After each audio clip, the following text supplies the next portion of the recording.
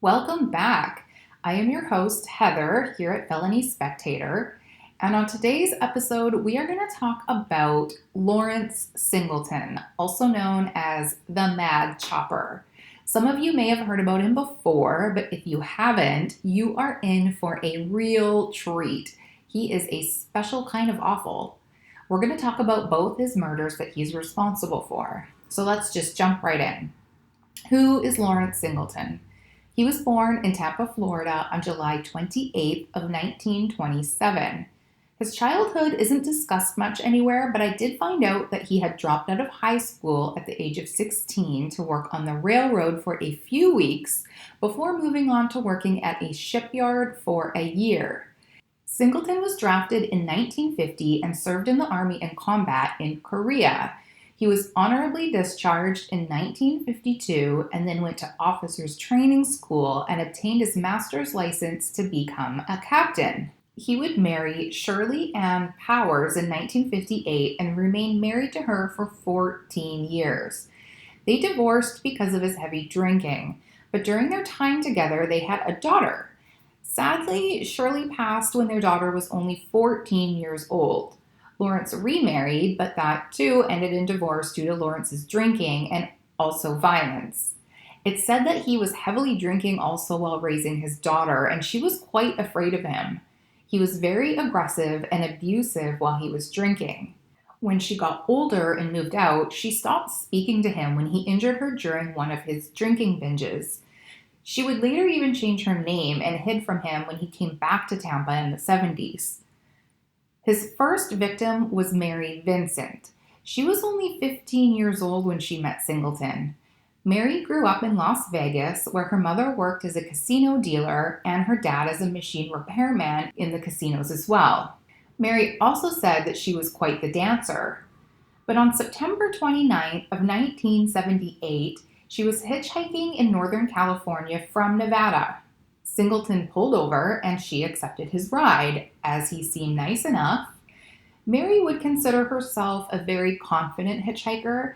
She would often hitchhike to get around Nevada, so this wasn't an uncommon occurrence for her. Mary would consider herself a very confident hitchhiker, and she often hitchhiked around Nevada. But on this particular day, Mary decided to run away from home and was headed through California because she wanted to see her grandma. Lawrence would show Mary a kind smile when he pulled over to offer her a ride, and he told her that he had a daughter about her age and that he was happy to drive with her. Nothing was immediately alarming to her, so they would go back on the road and Mary would relax and fall asleep. Upon waking up, she'd realize that they actually were headed back towards Nevada and not California. So she got angry and scared and ended up pointing a sharp stick at Singleton that she found on the floor. She then demanded that he drive back, and he apologized and agreed to turn around, saying it was an honest mistake and he was an honest guy. She would believe him and stayed in the vehicle. Sometime later, Lawrence would stop the van to relieve himself, telling her that he just couldn't wait for a gas station. And at this point, Mary would also get out to stretch her legs. When she wasn't looking, Lawrence would hit her across the back of the head until she fell to the ground. He then dragged her back to the van where he raped her and told her not to scream or he'd kill her. He would then tie her hands and jump back into the van to continue driving. He would eventually pull over again and order her to drink from a plastic jug, which she thought was alcohol, but then she would become really woozy and confused. He would rape her again until she eventually passed out. Mary would wake up sometime later, but this time Lawrence was in the middle of dragging her away from the van on the side of the road. She was so scared and confused, she begged him to set her free. He would then cut her lower arms off with a hatchet and shove her naked body down a 30-foot embankment off the interstate, screaming, "Now you're free!" Miraculously, she lived. She would struggle to remain conscious, but she knew she was in dire need of help because her arms were bleeding so much. She'd also needed to climb back up this embankment, so she stuck her arms in the mud to control the bleeding, and the mud actually worked pretty good. She was able to climb up and reach the road, where she then had to walk 3 miles naked with her arms in the air trying to wave people down for help. It took hours, but finally a car stopped and they wrapped her in blankets and drove to a nearby airport to call for help. Mary's recollection of Lawrence, his van, and everything that happened was so detailed and accurate that a neighbor immediately recognized the police sketch and Lawrence was apprehended. I did read somewhere that she was actually hypnotized to help her memory. If that's true, that's pretty amazing. I also read that one of Mary's hands was found near the Golden Gate Bridge, but I also read somewhere else that a fisherman would later reel in one of her severed hands on October 9th in the San Francisco Bay.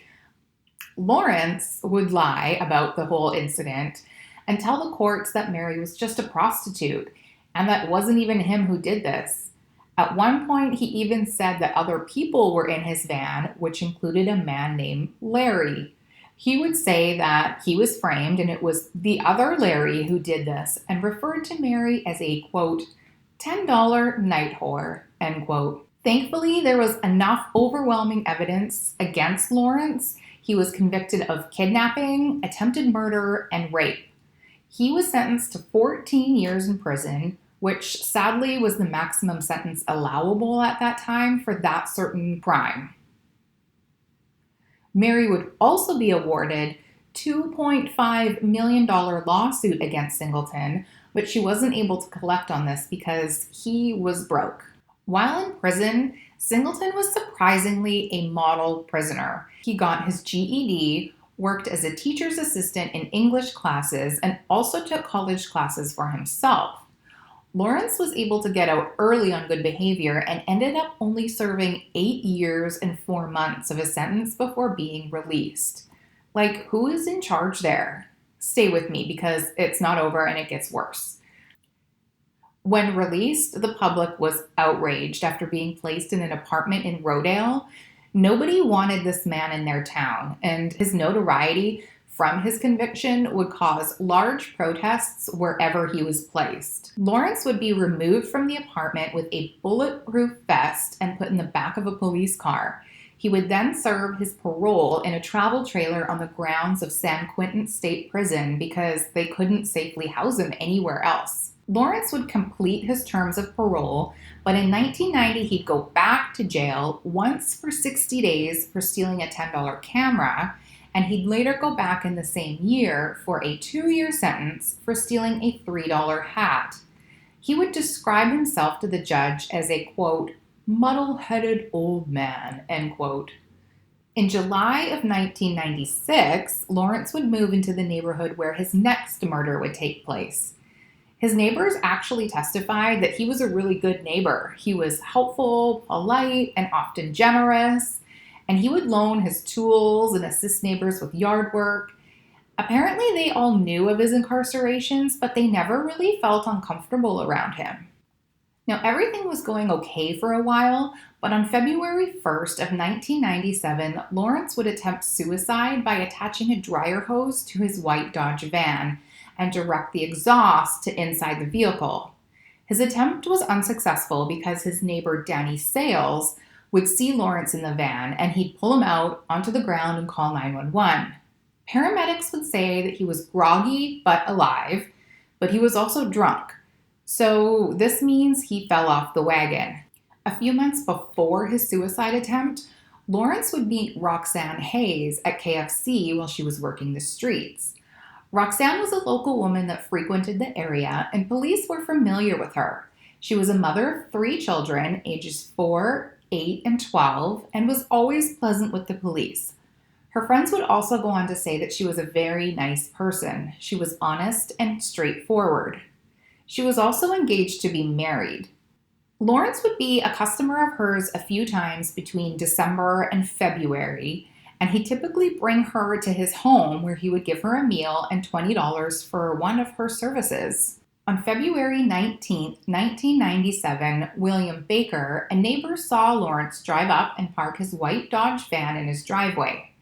Singleton and a woman, Roxanne, exited the van and went inside his home. Later in the evening, 2 painters, Paul and his uncle Robert, arrived to do some touch-up work at Singleton's home. The white van was still in the driveway, but the back doors were open. Paul heard moaning, so he knocked on the carport door and then said, "Hey, Bill," and walked inside. He would then hear what sounded like two muffled calls for help. Paul walked to the dining room area and noted at least 5 prescription pill bottles spilled all over the counter and a strong odor of alcohol. It said that Singleton could drink up to 2 gallons of vodka a day. Paul would continue through the house towards the living room where he saw Singleton naked, bent over between the legs of a woman. He noted seeing blood on her thigh, but he ran out of the house when Singleton turned around and saw Paul in the doorway. Paul would also say that Singleton continued with whatever he was doing right before Paul exited the driveway. Paul told his uncle what he saw because it seemed like the girl could be in some sort of trouble. So they looked through the window at the front door, and they could now see the woman sitting up on the couch. But Singleton was standing, leaning towards her with his hands around her neck. Paul and his uncle tried to barge through the front door, and again, they thought they heard the woman saying help. Singleton would tell her to shut up, and he made 3 punching motions towards her head, neck, and chest. Paul would describe these sounds as bone crunching. Paul and his uncle then drove to a gas station and called 911. When police arrived, they would knock on the carport door, and Singleton opened the door and stepped outside. He was wearing an unbuttoned shirt, a pair of shorts with the fly open, and there was a blood stain on his chest. Singleton told the police that he did have a fight with his girlfriend, but everything was fine and it was just some turn-up on his chest. As they were talking, Singleton's phone rang, so he went back in the house to answer and tried to close the door behind him on the police officer.